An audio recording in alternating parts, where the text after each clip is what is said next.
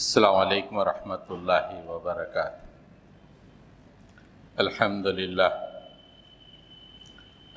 للہ نحمدہ ونستعینہ ونستغفرہ ونؤمن بہ ونتوکل علیہ ونعوذ باللہ من شرور انفسنا ومن سیئات اعمالنا من یہدی اللہ فلا مضل لہ ومن یضلل فلا ہادی لہ ونشهد أن لا إله إلا الله وحده لا شريك له ونشهد أن محمدًا عبده ورسوله أرسل بالحق بشيرا ونذيرا وداعيا إلى الله بإذنه وسراجا منيرا اللهم صل على محمد وعلى آل محمد كما صليت على إبراهيم وعلى آل إبراهيم إنك حميد مجيد اللهم بارك على محمد وعلى آل محمد كما باركت على إبراهيم وعلى آل إبراهيم إنك حميد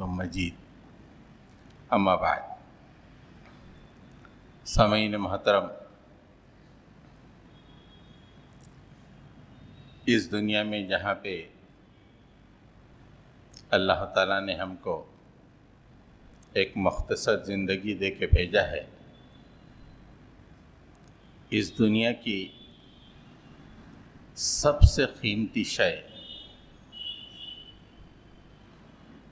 ایسی قیمتی شے کہ ساری دنیا کی دولت بھی اس کا مقابلہ نہ کر سکے، وہ سب سے قیمتی شے ہے ایمان۔ زمین میں ایمان سے بڑھ کر کوئی چیز نہیں، دنیا کی اللہ کی نگاہ میں کوئی وقتی نہیں ہے۔ ایک مچھر کا پر بھی اللہ کی نگاہ میں اس دنیا کے مقابلے میں زیادہ اہمیت رکھتا ہے۔ تو ایمان اگر واقعی کسی شخص کے دل میں ہو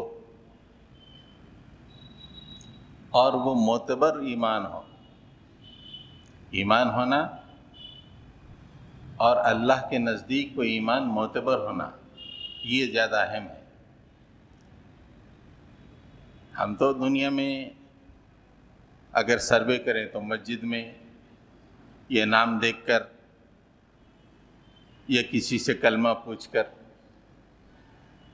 اسے اہل ایمان قرار دے سکتے ہیں، لیکن یہ ایمان اللہ کے نزدیک معتبر ہونا چاہیے۔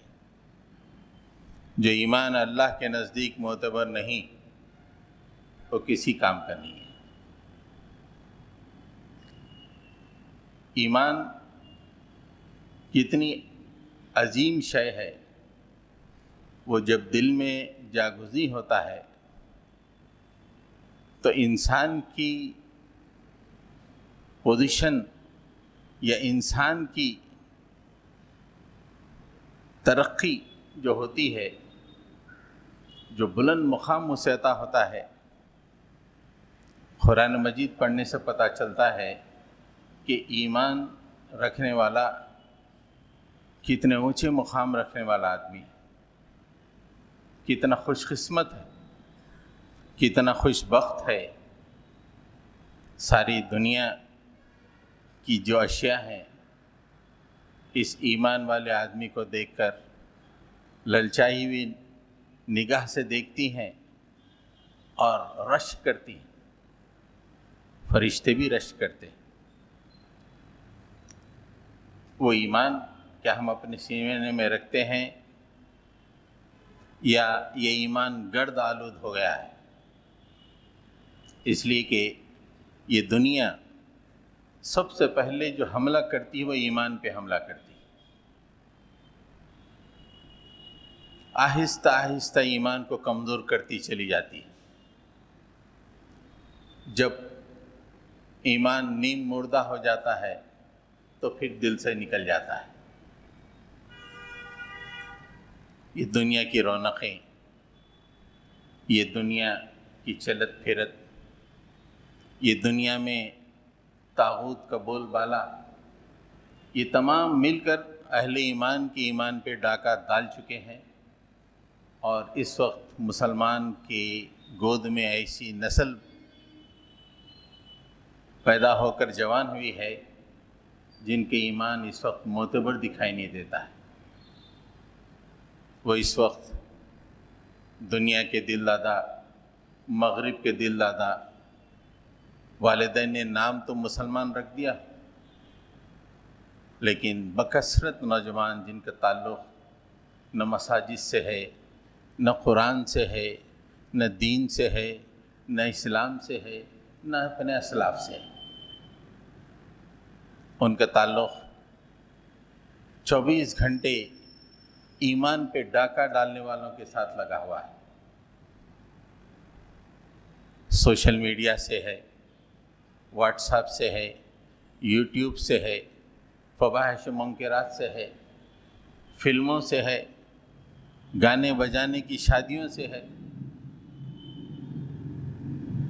لیکن قرآن سے، مسجد سے اس کا کوئی تعلق نہیں۔ یہ ایسی نسل ہم نے جنا ہے جس کا نتیجہ یہ ہے کہ آج ساری دنیا میں مسلمانوں کی ساکھ ختم ہو گئی۔ مسلمان ہر جگہ ذلت و پستی کا شکار ہے، یہاں تک کہ یہ دیکھنے میں آ رہا ہے کہ مغرب کے افکار جو کہ اسلام کے مقابل میں فروغ پائے ہیں، مسلم دنیا اسے اپناتی چلی جا رہی ہے۔ کھیل کود، اسلام سے کیا واسطہ اس سے؟ آپ بتائیں، اسلام کا کیا واسطہ؟ قرآن کی ایک آیت کھیل کے بارے میں ہو، ابھار رہی ہو کہ کھیلو، یا ایک حدیث یہ ابھار رہی ہو کہ کھیلو، لیکن کھیل کود آج ہمارے نوجوانوں کا کھیل کود تو الگ ہے، کھیل کود میں دلچسپی میں ایسے مشغول ہیں کہ اپنے نوجوان نہ ہی اپنی دنیا خراب کر رہے ہیں بلکہ اپنے ایمان کو بھی داؤ پہ لگا رہے ہیں۔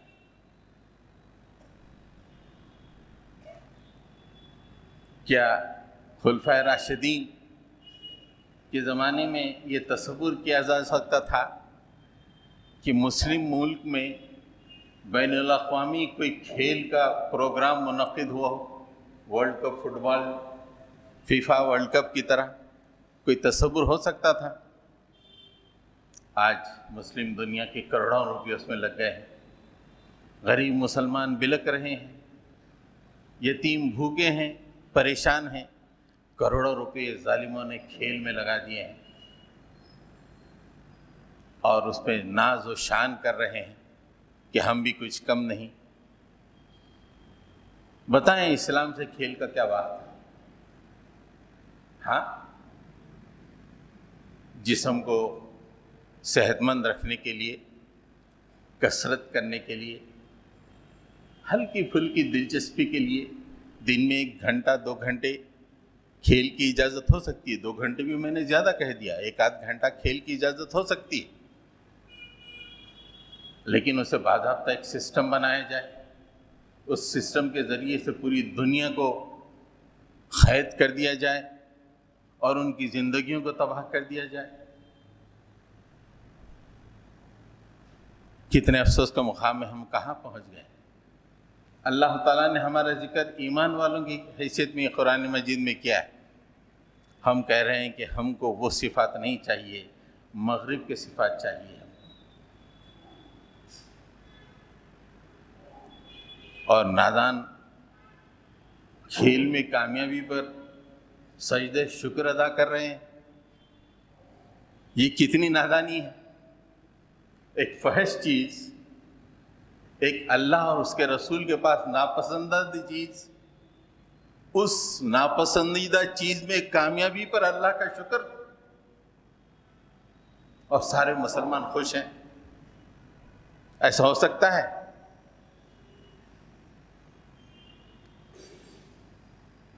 یہی عرب کے لوگ جنہوں نے ابھی کچھ دن پہلے فٹ بال کے میچ میں جیت کے بعد سجدریزیاں بجائی تھیں، ساری دنیا کے مسلمان خوش ہو گئے تھے، ان ظالموں کے اسلاف پہ نگاہ ڈالیے۔ وہ اسلاف کسریٰ کے محلوں پر اسلام کے پرچم کو بلند کیے اور کسریٰ کے محل میں سجدہ شکر ادا کیے۔ کتنا زبردست ڈاؤن فال ہے، دیکھیے آپ۔ حضرت عمر فاروق رضی اللہ تعالیٰ عنہ کے زمانے میں مدائن پر اللہ تعالیٰ نے فتح عطا کی، اس دن جمعہ کا دن تھا، مسلمان کسریٰ کے محل میں داخل ہوئے اور جمعہ کی نماز ادا کی، سجدہ شکر ادا کیا۔ اور یہ ظالم کھیل جو کہ نامسعود ہے، اسلام کے نزدیک یہ جو کھیل کی شکل دنیا پیش کر رہی ہے وہ ناپسندیدہ ہے اور بالکل غلط ہے۔ دنیا کو کیا میسج دے رہے ہیں؟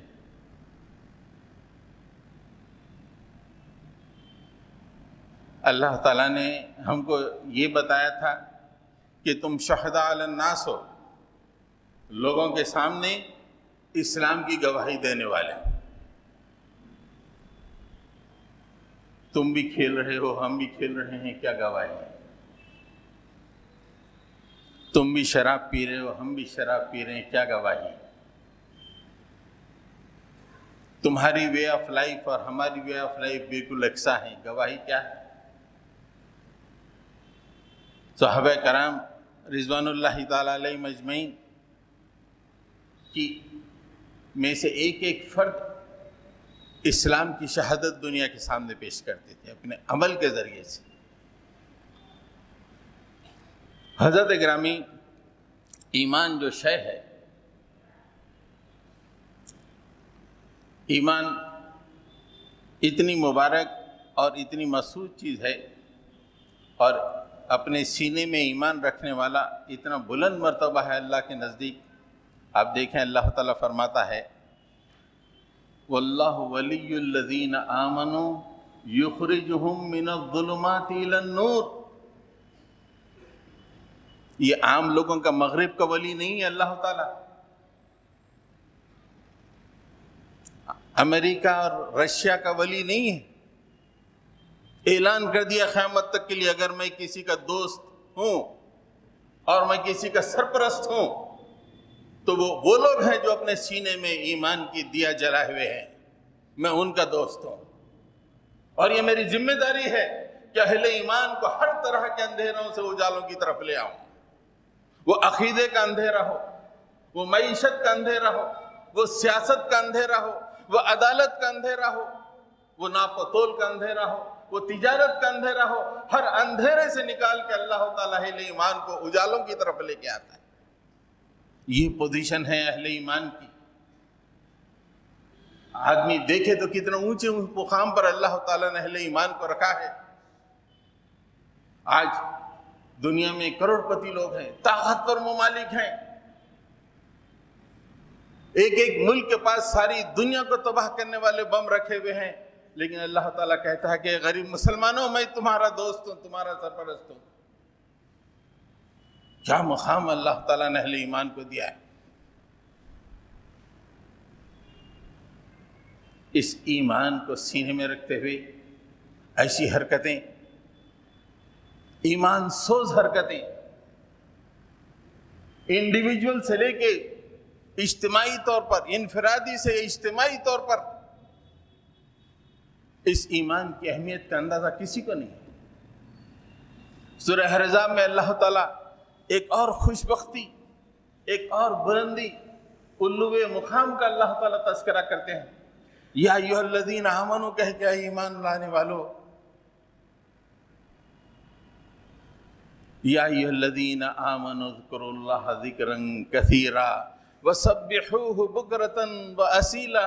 اے ایمان لانے والو اللہ کا ذکر کثرت سے کیا کرو، صبح شام اللہ کا ذکر کیا کرو۔ اس کے بعد وہ مقام اہل ایمان کے مقام بلند کو اللہ تعالیٰ بیان فرماتے ہیں، هو الذی یصلی علیکم وملائکتہ، وہ اللہ تعالیٰ تم پہ سلامتی بھیجتا ہے اور اس کے ملائکہ بھی تم پہ سلامتی بھیجتے ہیں۔ کہ یہ سلامتی وائٹ ہاؤس پہ آتی ہے، یہ سلامتی کا کریملن پہ آتی ہے، کہ یہ سلامتی 7 ریس کورس پہ آتی ہے، یہ ان غریب جھوپڑیوں والے مسلمانوں پہ اللہ کی سلامتی آ رہی ہے۔ بھوکے رہنے والے مسلمان جن کے گھر میں افلاس ہے، کیا مقام بلند اللہ تعالیٰ رکھ دیا ہے اہل ایمان کا۔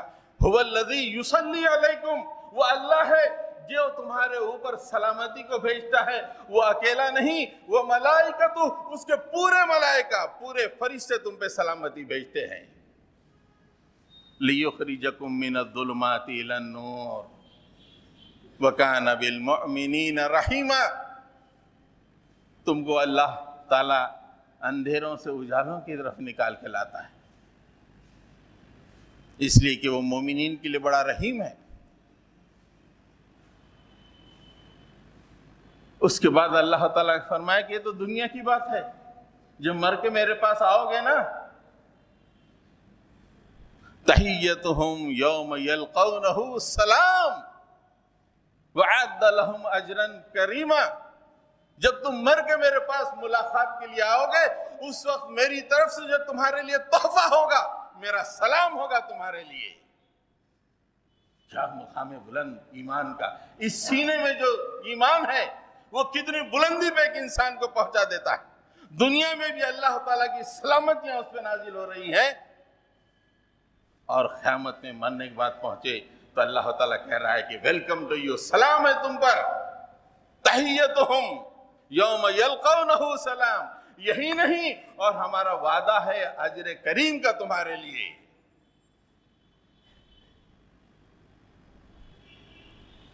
ایمان کیا عظیم الشان چیز ہے دوستو،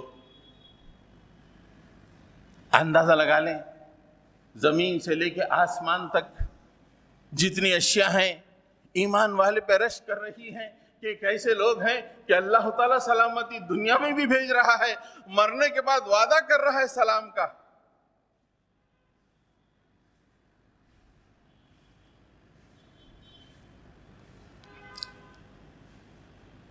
عام طور پہ دنیا میں ہم لوگ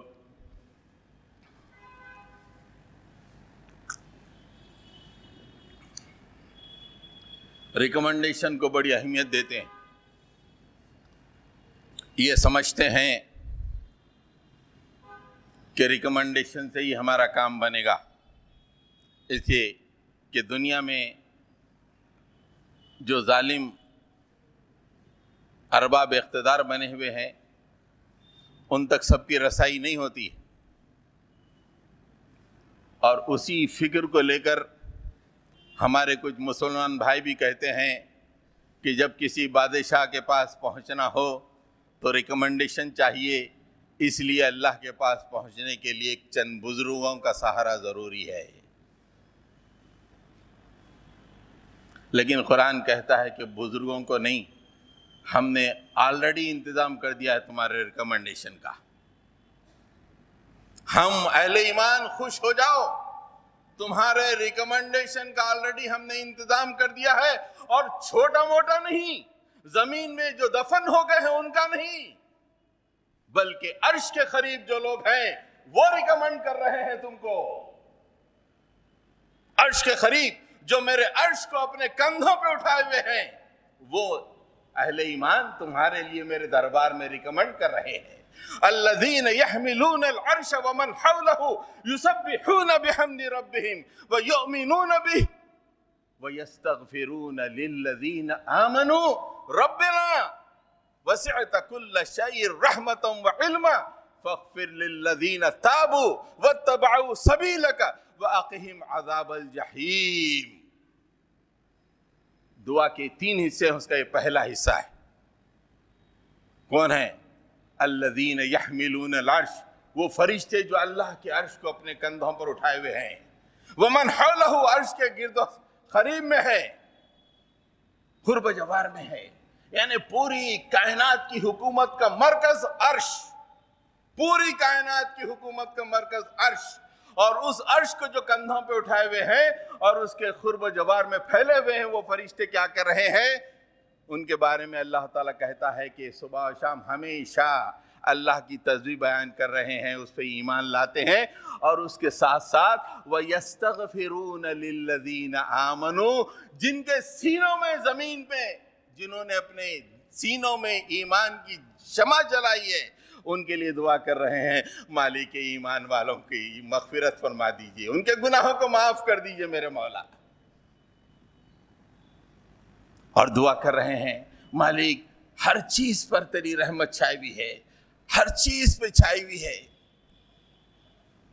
مالک معاف کر دے، فاغفر للذین تابوا، مالک اہل ایمان اپنی گناہوں پہ توبہ کر رہے ہیں میرے مالک، اور کہہ رہے ہیں کہ ہم نے تیرا سیدھا راستہ اپنا لیا ہے، اب برے راستے کی طرف نہیں دیکھیں گے، اب سیدھے راستے کی طرف آئیں گے، انہوں نے وعدہ کیا ہے انہیں معاف کر دے میرے مولا، فاغفر للذین تابوا واتبعوا سبیلک وقہم عذاب الجحیم، مالک ہماری درخواست ہے یہ ایمان والوں کو آگ سے بچا لے میرے مولا، دوزخ سے بچا لے میرے مولا۔ This is a continuous recommendation being done at the center of the power. Center of the power پہ اہل ایمان کے لیے کنٹینیوس ریکمنڈیشن چل رہا ہے، مالک یہ ایمان والا، یہ ایمان والا، اسے معاف کر دیجئے، اس کے گناہوں کو معاف کر دیجئے، عذاب آگ سے بچا دیجئے میرے مالک، عذاب آگ سے بچا دیجئے۔ بتائیے یہ پوزیشن دنیا میں کسی اور کو حاصل ہے؟ کسی کو حاصل ہے؟ کہ بل گیٹس کو حاصل ہے یا جو بائیڈن کو حاصل ہے یا پوٹن کو حاصل ہے؟ وہ جھوپڑی میں ایک صبح صبح اپنے بچوں کے بھوک کی وجہ سے جو آنسو نکلے وہ آنسو پوچھنے والا ایک مرد مومن جو اپنے سینے میں ایمان کی شمع کو روشن کیا ہوا ہے، اس کے لیے فرشتے ریکمنڈ کر رہے ہیں مالک اس جھوپڑی والے کو معاف کر دیجیے۔ کسی کا ہے یہ پوزیشن؟ کتنا عظیم مقام اللہ تعالیٰ نے اہل ایمان کا رکھا ہے، ان امیجنیبل، ان تھنکیبل، کوئی سوچ نہیں سکتا اتنا اونچا مقام۔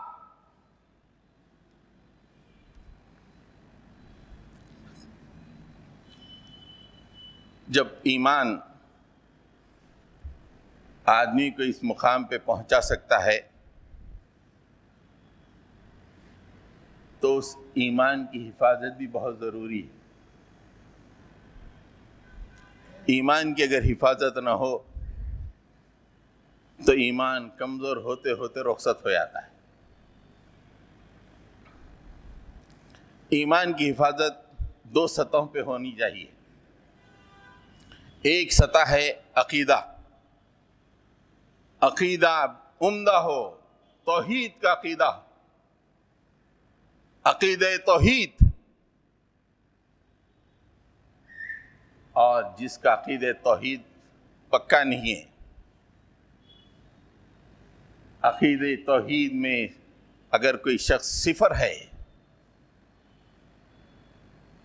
تو اس کے ایمان رخصت ہو جاتا ہے۔ اللہ تعالیٰ کے پاس وہ ایمان معتبر نہیں ہے۔ ووٹر لسٹ میں آپ کا نام مسلمان اور اہل ایمان میں آ سکتا ہے، امپورٹنٹ یہ ہے کہ میرا ایمان اللہ کے پاس معتبر ہے یا نہیں ہے۔ اللہ کے پاس جو ایمان معتبر ہے اس کا تذکرہ اللہ تعالیٰ فرماتے ہیں، الذین آمنوا ولم یلبسوا ایمانہم بظلم اولئک لہم الامن وہم مہتدون۔ ایمان والے وہی ہیں، الذین آمنوا، ایمان والے کون ہیں؟ ولم یلبسوا ایمانہم بظلم، اور اپنے ایمان کے ساتھ شرک سے ملاوٹ نہ کرتے ہوں۔ ظلم کے معنی اکثر مفسرین نے، اکثر کا تمام مفسرین نے شرک کہا ہے۔ ایمان کے ساتھ اگر شرک کی آمیزش ہو جائے وہ ایمان معتبر نہیں ہے۔ تقریر کر لو کہ میں ایمان والا ہوں، اللہ اور اس کے فرشتوں کے پاس ایمان معتبر کیا ہو؟ ایمان ہی نہیں ہے۔ اللہ نے باضابطہ کہا الذین آمنوا، ایمان لانے والے، ولم یلبسوا، اور جو اپنے ایمان سے ملاوٹ نہیں کرتے ہیں، کس سے بھی؟ ظلم، شرک سے، اولئک لہم الامن، انہی کے لیے دنیا اور آخرت میں امن کا مقام ہے، وہم مہتدون، اور وہی ہدایت یافتہ ہے۔ شرک اتنی بری چیز ہے، سب سے پہلے جب شرک اختیار کرتا ہے آدمی تو ایمان رخصت ہو جاتا ہے۔ اس لیے ایمان کی حفاظت عقیدے کی سطح پہ ہونی چاہیے۔ اس آیت کے بعد اللہ تعالیٰ نے تقریباً 17 انبیاء کا تذکرہ کیا ہے۔ 17 انبیاء کا۔ حضرت ابراہیم علیہ السلام کے تذکرے کے بعد یہ آیت ہے۔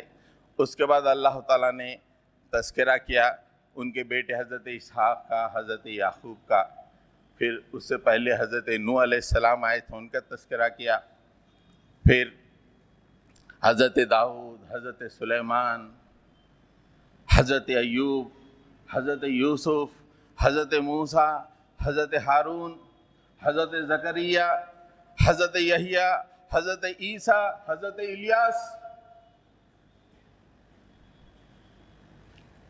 پھر اس کے بعد حضرت اسماعیل، حضرت الیاس، حضرت یونس، حضرت لوط، پورے 17 انبیاء کا تذکرہ کیا۔ 17 انبیاء کا تذکرہ کر کے کانٹے کی بات کہی، ذالک ھدی اللہ یہدی بہ من یشاء من عبادہ، یہ اللہ تعالیٰ کی ہدایت ہے، جس کو چاہے اپنے بندوں میں سے اللہ تعالیٰ عطا کر دیتا ہے۔ اس کے بعد جو بات فرمائی وَلَوْ أَشْرَكُوا لَحَبِطَ عَنْهُمْ مَا كَانُوا يَعْمَلُونَ، اگر یہ جید انبیاء بھی اگر شرک کرتے ہم ان کے اعمال صالحہ کو ان کے نامہ اعمال سے ساقط کر دیتے۔ حبت، تم کیا، تم کس کھیت کی مولی ہو؟ اتنے بڑے بڑے انبیاء، وَلَوْ أَشْرَكُوا، اگر یہ بھی شرک کرتے، لَحَبِطَ عَنْهُمْ، ہم ان کے تمام نامہ اعمال کو حبط کر دیتے، ما کانوا یعملون، جو بھی انہوں نے عمل کیے ہیں ہم ان کو حبط کر دیتے۔ ایک اندازہ لگائیے کہ ایک 70 سال کا بوڑھا نماز مس نہیں کیا، پوری زندگی بھر روزے مس نہیں کیا، حج کیا، عمرے کیا، سب کیا، 70 سال کی عمر میں آ کے ایک معمولی سا شرک کر دیا، گلے میں تعویذ باندھ لی، حبت، ٹوٹل زندگی ویسٹ۔ اللہ کے پاس بولے گا جاؤ اس تعویذ سے بولو کہ جنت میں لے جائے، تم بیماری سے بچنے کے لیے ڈالے تھے نا، ابھی بھی یہی تمہارے کام آئے، دوزخ میں نہیں جنت میں جاؤ، کہو اس سے کہ جنت میں لے جائے۔ عقیدے کی بنیاد پر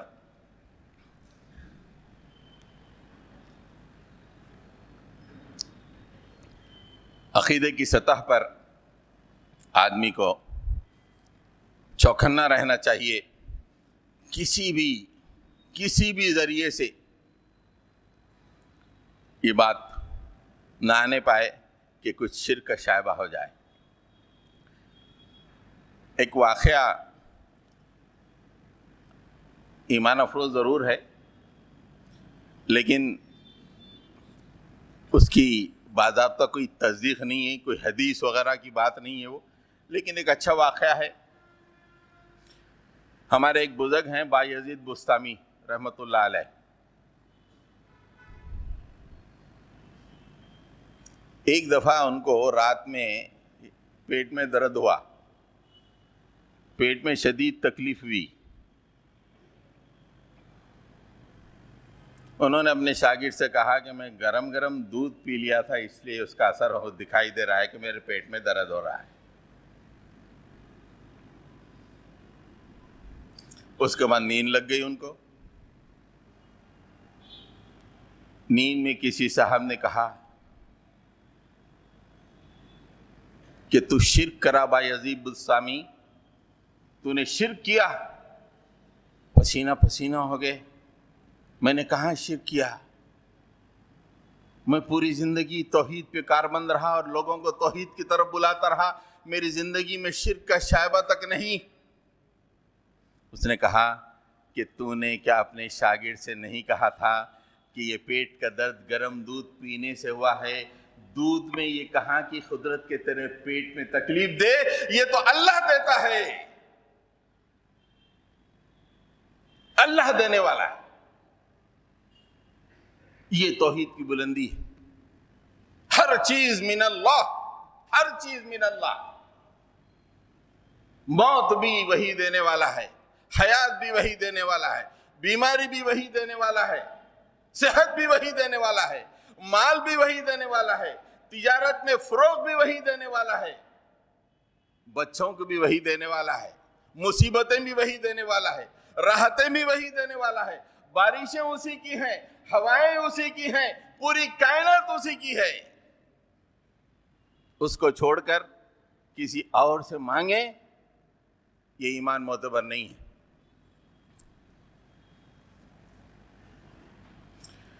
دوسرے اعمال کی سطح پر ایمان کی حفاظت ضروری ہے۔ اعمال ٹھیٹ خالصتاً اللہ کے لیے ہوں اور اللہ کے حکم کے، اللہ اور اس کے رسول کے حکم کے مطابق ہوں۔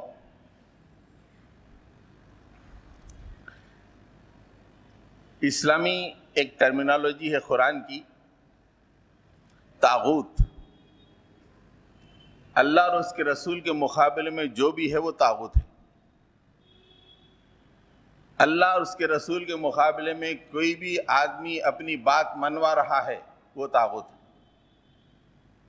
اگر آپ نے اس کی بات مان لی اللہ اور اس کے رسول کے مقابلے میں، آپ نے طاغوت کی اتباع کی۔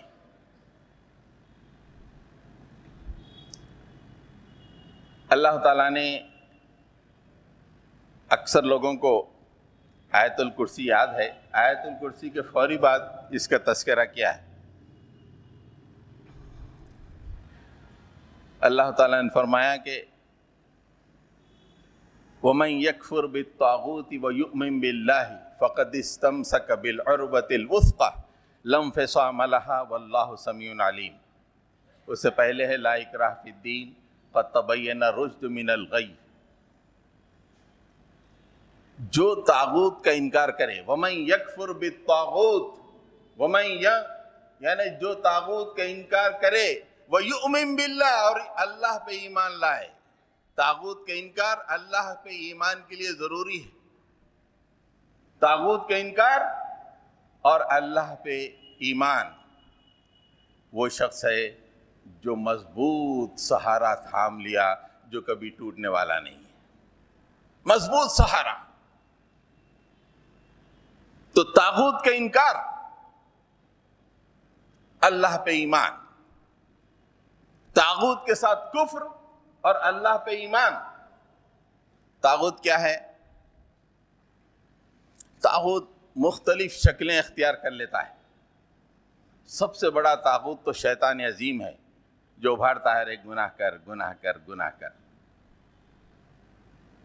طاغوت خواہشات نفس بھی ہے، نفس کی خواہش پوری ہونا، اللہ اور اس کے رسول کچھ بھی کہتے رہے میرا نفس کے مطابق ہونا۔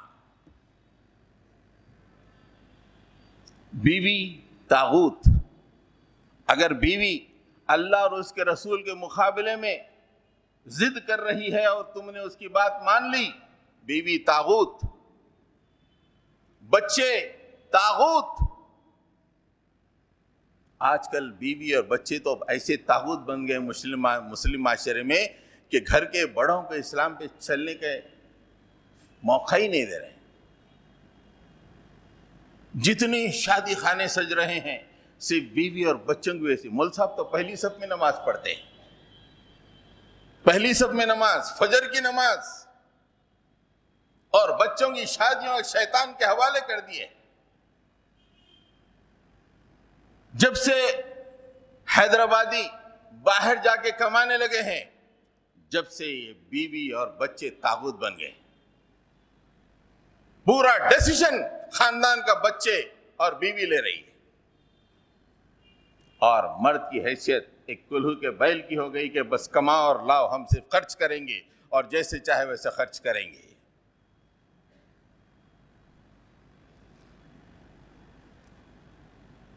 نفسانی خواہشات طاغوت ہے. جو بھی اللہ کے مقابلے میں آ گیا, اسلام کے مقابلے میں کوئی دوسرا سسٹم ہے, وہ بھی طاغوت ہے.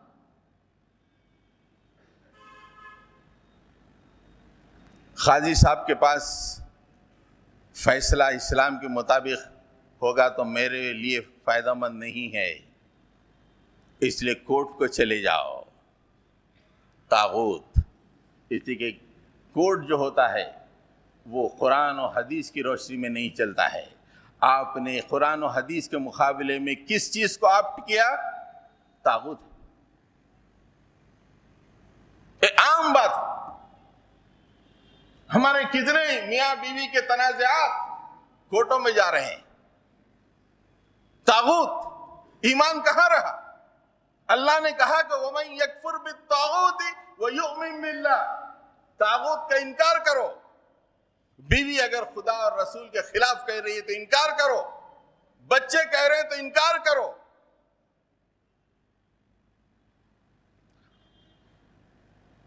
حضرت گرامی, طاغوت کی وجہ سے ایمان کمزور ہو جاتا ہے. اس لیے اللہ تعالیٰ نے ایک مقام پہ فرمایا, یا ایھا الذین آمنوا ان من ازواجکم و اولادکم عدوا لکم فاحذروہم. اے ایمان لانے والو, اپنی بیویوں, تمہاری بیویاں اور تمہارے بچے تمہارے دشمن ہیں. دشمن کیوں ہیں؟ یہ طاغوت بن گئے, اللہ اور اس کے رسول کے راستے پہ چلنے نہیں دے رہے, رکاوٹ بنے ہیں. عدوا لکم, تمہارے دشمن ہیں. فاحذروہم, ان سے بچو, ان کی باتوں پہ عمل مت کرو, ان کے کہنے کے مطابق اپنے بچوں کی شادیاں نہ کرو, ان کے کہنے کے مطابق شاپنگیں مت کرو, ان کے کہنے کے مطابق گھروں کو سجاؤ دھجاؤ نہیں. تمہارے سینے میں ایمان ہے, وہ ایمان اگر جھوپڑی میں ہے تو یہ تمہارے لیے کافی ہے. اللہ تعالیٰ نے کہا کہ طاغوت وَلَقَدْ بَعَثْنَا مِنْ كُلِّ أُمَّةٍ رَسُولًا أَنِ اعْبُدُوا اللَّهَ وَاجْتَنِبُوا الطَّاغُوتَ فَمِنْهُمْ مَنْ هَدَى اللَّهُ وَمِنْهُمْ مَنْ حَقَّتْ عَلَيْهِ ضَلَالَةٌ فَسِيرُوا فِي الْأَرْضِ فَانظُرُوا كَيْفَ كَانَ عَاقِبَةُ الْمُكَذِّبِينَ. ہم نے جتنے نبیوں کو تم سے پہلے بھیجا, رسولوں کو تم سے پہلے بھیجا, اور یہی کہہ کے بھیجا ان اعبدوا اللہ, ایک اللہ کی عبادت کرو, واجتنبوا الطاغوت, طاغوت کا اجتناب کرو. طاغوت کا اجتناب. شادی اسلام کے مطابق نہیں, طاغوت. کاروبار اسلام کے مطابق نہیں, طاغوت. معاشرتی زندگی اسلام کے مطابق نہیں, طاغوت. عدلیہ قرآن کے مطابق نہیں, طاغوت. سیاست قرآن کے مطابق نہیں, طاغوت. واجتنبوا الطاغوت, طاغوت سے اجتناب کرو. جب یہ حکم دے کہ ہر رسول کو بھیجا تو اللہ تعالیٰ فرماتے ہیں فَمِنْهُمْ مَنْ هَدَى اللَّهُ, تو انسانوں میں دو ٹکڑے ہو گئے. کچھ کو اللہ تعالیٰ نے ہدایت عطا کی اور کچھ لوگوں پر ضلالت چسپاں ہو گئی.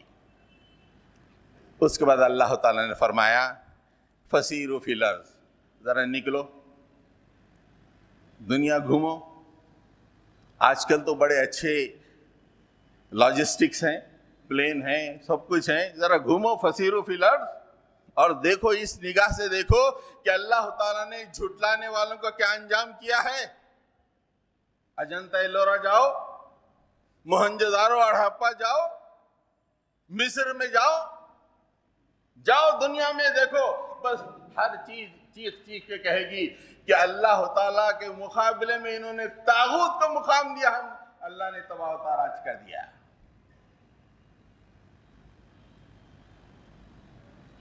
والذین اجتنبوا الطاغوت ان يعبدوها وانابوا الى اللہ لهم البشرى فبشر عباد. جنہوں نے طاغوت کا اجتناب کیا، انکار کیا، میں اسلام کے مطابق شادی کروں گا، دوستوں کہہ دو، ماں کچھ کہہ دے، خاندان کچھ کہہ دے، پھٹکار کر دے، کوئی بات نہیں، اللہ کے کہنے کے مطابق، اس کے رسول کے مطابق میں شادی انجام دوں گا. انابو اللہ، اللہ کے سامنے میں جھک گیا ہوں، مالک میری زندگی کا ہر عمل تیرے حکم کے مطابق ہو. لہم البشرا، ان کے لیے بشارت ہے، خوشخبری ہے، گڈ نیوز فار دیم. اے نبی صلی اللہ علیہ وسلم، ایسے لوگوں کو بشارت دے دیجئے، میرے بندے ہیں، یہ دنیا کی طرف ان کی رغبت نہیں ہے، یہ طاغوت سے اجتناب کر رہے ہیں. بیوی سے بھی اللہ کے لیے جو ہے انہوں نے معاملہ جو ہے شیطان کے معاملے میں بیوی کے ساتھ انہوں نے سمجھوتا نہیں کیا، اللہ کے معاملے میں انہوں نے چلنے کا فیصلہ کیا. بچے بھی ان پہ اثر انداز نہیں ہوئے، خاندان بھی اثر انداز نہیں ہوا، دنیا بھی اثر انداز نہیں ہوئی، شیطان تو دور ہی رہا، خواہشات نفس ہمیشہ دفن رہی. کیا ایمان والا ہے، کمان، آئیے لہم البشرا، فرشتوں بشارت دے دو، خوشخبری دے دو. اے نبی، ایسے میرے بندوں کو بشارت دے دیجیے.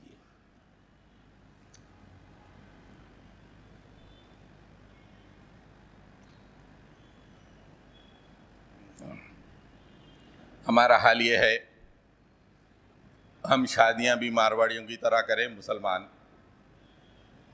شادیوں میں اسراف ہو، مسلمان، بیوی کے ساتھ معاملات دنیا پرستی کی بنیاد پہ ہو، مسلمان، بچوں کے دنیاوی مطالبے اسلام کے مغایر ہیں، قبول کر لو، مسلمان. یہ ہمارا بھرم ہے. یہ بھرم کب ٹوٹے گا؟ جب آخری سانس چلے گی، یہ بھرم ٹوٹ جائے گا.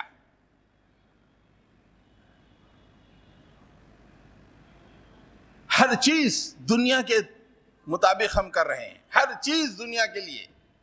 بھائی وَمَن يَكْفُرْ بِالطَّاغُوتِ، اسلام اور طاغوت مد مقابل ہے ایک دوسرے کے. جب تک اس سے کفر نہیں ہوتا، دل میں ایمان مکمل آ نہیں سکتا. تجارت کر رہے ہیں کتنے ہی مسلمان، ایکویٹڈ منتھلی انسٹالمنٹ گاڑیاں خرید رہے ہیں، گاڑی کی ریٹ پر اس کا انٹرسٹ لگا کے منتھلی انسٹالمنٹ، ایکویٹڈ منتھلی انسٹالمنٹ. ہر گھر میں رکھنے جگہ نہیں ہے، گھر کے سامنے رکھ رہے ہیں. طاغوت، یہ بینک طاغوت ہے، معاشی نظام طاغوت ہے. تجارتیں کرنے کے لیے لون لے رہے ہیں، طاغوت. تجارت چل بھی جائے گا کچھ دیر کے لیے، اللہ کے پاس کیا منہ دکھائیں گے آپ؟ کیا منہ دکھائیں گے؟ آپ کو تجارت کرنے کے لیے دنیا میں بھیجا ہے. حضرت گرامی، اللہ تعالیٰ نے ایک مقام پہ کہا، اس میں اپنی بات کو ختم کرتا ہوں.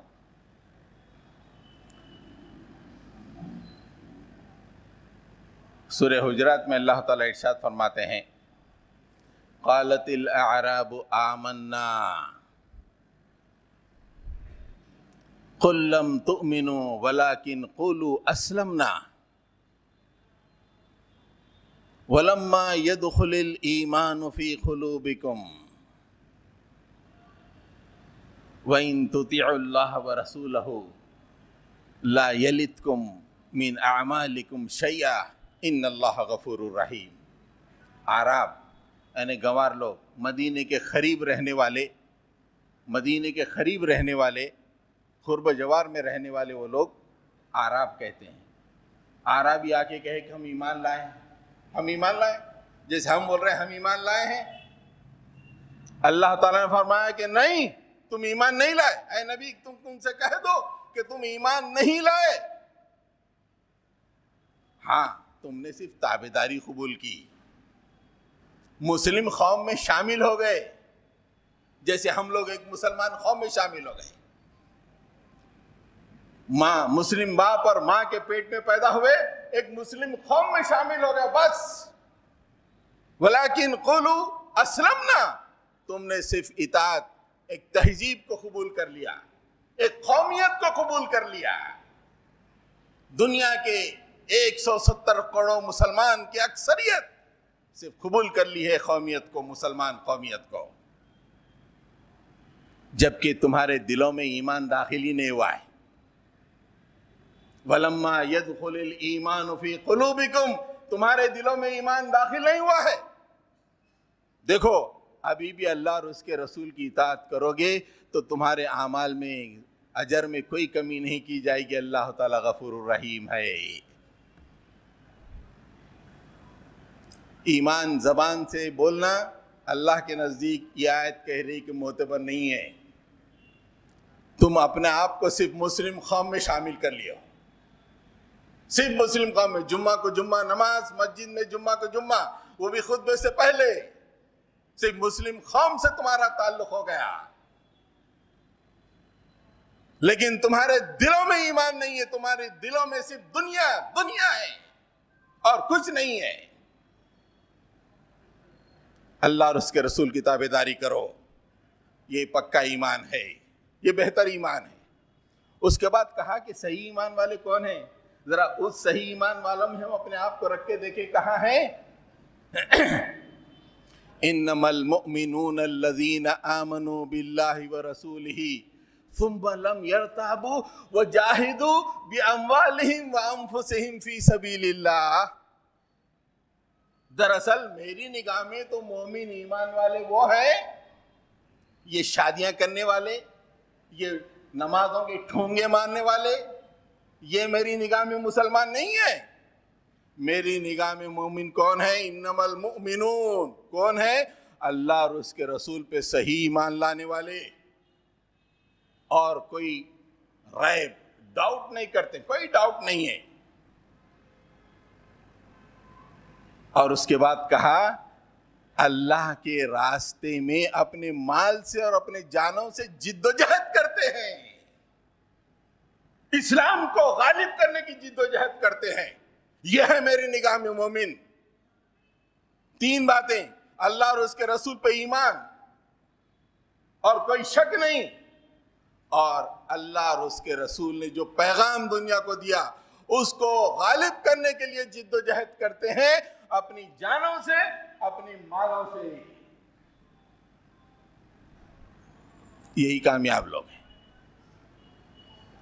تو آخری آیت جو میں نے پڑھی، اس کے آئینے میں ہم پورے کھڑے رہ کے دیکھیں، نمازیں اپنی ٹھونگی، جمعہ ٹھونگا، تجارت غیروں کی طرح، اپنی شادیاں غیروں کی طرح، اپنے روابط غیروں کی طرح، بینکوں کے کاروبار بغیروں کی طرح۔